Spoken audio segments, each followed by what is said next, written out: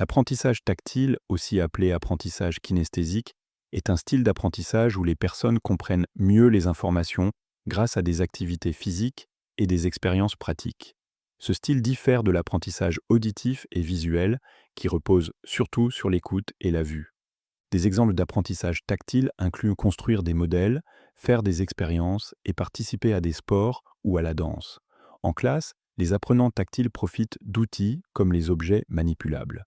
Par exemple, un élève peut mieux comprendre les concepts géométriques en construisant des formes avec de la pâte à modeler ou en utilisant des blocs pour résoudre des problèmes d'algèbre.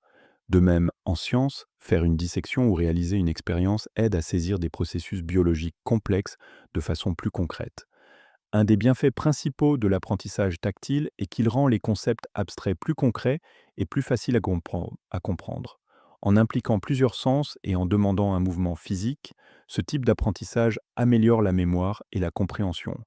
Par exemple, quand les élèves manipulent le matériel, ils retiennent mieux la leçon, car l'action crée une connexion neuronale plus forte que l'écoute ou la lecture seule. L'apprentissage tactile est aussi particulièrement utile pour les élèves avec un trouble du déficit de l'attention, TDAH, ou d'autres différences d'apprentissage, car il leur permet de canaliser leur énergie dans des activités productives, ce qui les aide à rester concentrés et impliqués.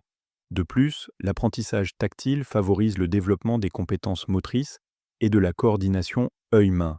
Des activités comme dessiner, sculpter ou assembler des objets demandent de la précision et de la coordination, utiles dans la vie quotidienne et les métiers futurs.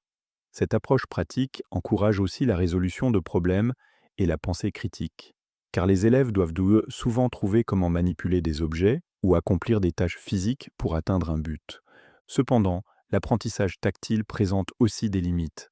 Un défi important est qu'il demande beaucoup de ressources. Toutes les écoles ne disposent pas des outils, matériaux ou espaces nécessaires pour offrir suffisamment d'activités pratiques. Cette contrainte rend difficile la mise en place régulière de cet apprentissage dans toutes les matières et tous les niveaux.